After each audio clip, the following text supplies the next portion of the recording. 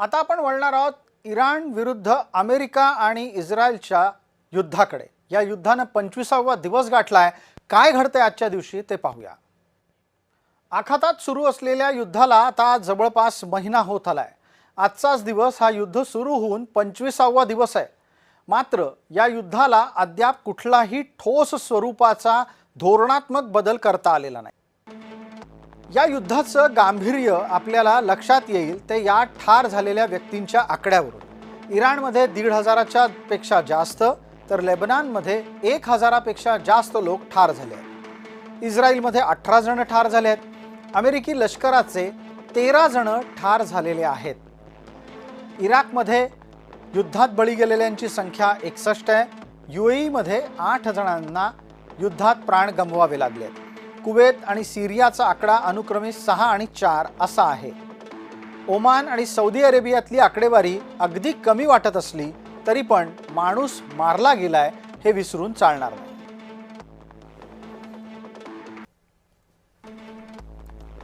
युद्धाच्या सुरुवातीला इराणचे कथित अण्वस्त्र आणि क्षेपणास्त्र नष्ट करण्याचा समान हेतू डोनाल्ड ट्रम्प आणि बेंजामिन नेतन्याहू यांनी बाळगला।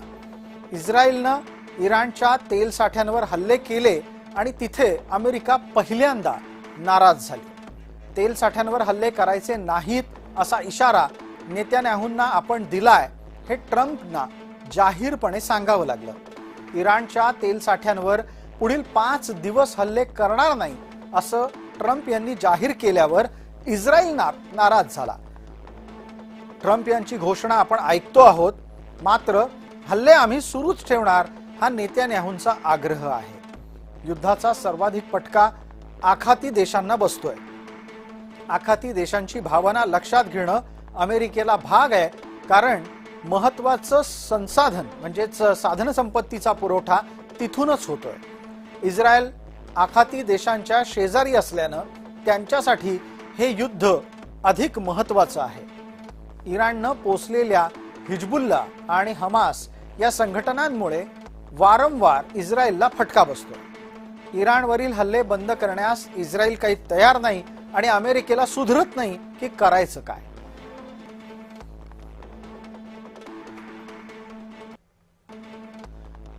इराणच्या तेल साठ्यांवर पुढचे 5 दिवस हल्ले करणार नाही या घोषणेवर ट्रम्प कायम राहतील याचा काय भरोसा। अचानक इराणच्या तेल प्रकल्पांवर अमेरिकेनं हल्ले सुरू केले तर परिस्थिती काय होईल याचा अंदाजही न केलेला बरा। इराण समोर ठेवलेल्या अटी ट्रम्प यांनी नंतर बदलल्या तर काय करायचं याचं उत्तर आज तरी कोणाकडेही नाही। ओबामा यांनी इराणशी केलेला करार ट्रम्प यांनी मोडला। मग आता ट्रम्प यांच्यावर इराणनं विश्वास ठेवायचा तरी कसा। जो माणूस आपल्या मित्रांना तोंडघाशी पाडू शकतो त्यानं शत्रूला दिलेला शब्द खरा आहे याच्यावर कोणी विश्वास ठेवेल। जो अध्यक्ष प्रत्येक आंतरराष्ट्रीय करार हा फक्त आणि फक्त व्यापाराच्या नजरेतून पाहतो त्याला गांभीर्यानं घ्यायचं तरी कसं। जगभरामध्ये कच्च्या तेलाचा इंधनाच्या व्यतिरिक्त हजारो प्रकारे वापर होतो। तो कसा ते आता आपण पाहणार आहोत। सर्व प्रकारच्या प्लास्टिक निर्मितीच्यासाठी कच्चा माल म्हणून हेच तेल वापरलं जातं। पाण्याच्या बाटल्या असोत, खेळणी असोत की वैद्यकीय सामुग्रीमध्ये वापर होणारं प्लास्टिक, त्याच्यासाठी कच्च्या तेलाची खूप गरज आहे। हृदयामध्ये बसवण्यात जाणारी झडप म्हणजे वॉल आणि सलाईनची पिशवी ही सुद्धा या कच्च्या तेलाच्या एका रसायनापासूनच बनते। आरोग्य क्षेत्रासाठी तर हे कच्चं तेल अत्यंत गरजेचं असतं। अनेक प्रकारची औषधं बनवण्यासाठी, खास करून अँटीबायोटिक्स आणि ॲस्पिरिन बनवण्यासाठी, पॉलिएस्टर, नायलॉन, ॲक्रेलिक बनवण्यासाठी पण कच्चं तेल कृत्रिम वस्त्र उद्योगासाठी गरजेचं आहे। बांधकाम क्षेत्रामध्ये रस्ते बनवण्यासाठी जे बिटुमेन नावाचा पदार्थ वापरला जातो त्याच्या निर्मितीत कच्च्या तेलाची भूमिका महत्त्वाची असते। सगळ्या प्रकारची कृत्रिम खतं, कीटकनाशकं बनवण्यासाठी हे खनिज तेल अत्यंत महत्त्वाचं आहे। लिपस्टिक, मेकअपच्या अन्य सामग्रीमध्ये प्रामुख्याने पेट्रोलियम पदार्थांचा वापर केला जातो. ऑटो क्षेत्रात अनेक उद्योगांना वंगण म्हणून या उत्पादनांची गरज पडत असते. ही सर्व वंगण पेट्रोलियम पदार्थांपासूनच बनतात हे जगालाही ठाऊक आहे. घरगुती वापरांच्या उत्पादनासाठी सुद्धा हे खनिज तेल अत्यंत महत्त्वाचं आहे. साबण, शॅम्पू, कपडे धुण्याचा साबण, डिटर्जंट पावडर हे सगळं बनतं, त्यासाठी हे खनिज तेल गरजेचं आहे. भव्य जहाज, औद्योगिक बॉयलरमध्ये इंधन म्हणून हे कच्चं तेलच वापरलं जातं.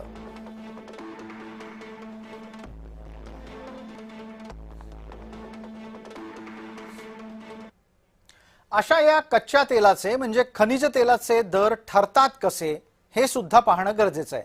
कारण तेलाचे दर वाढले आणि घसरले अशा बातम्या सातत्यानं आपल्या कानावर येत असतात. तेलाचे दर ठरवण्याचे निकष काय आहेत हे लक्षात घ्या, कारण दर मिनिटाला तेलाचा दर ठरत असतो, बदलत असतो.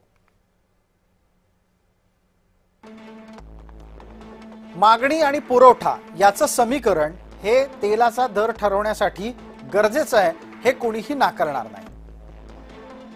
उत्तर समुद्रातल्या 5 तेल विहिरींमधून किती तेल निर्यात होते तेही पाहिलं जातं. हे प्रत्यक्ष व्यवहारातलं एक महत्त्वाचं समीकरण आहे.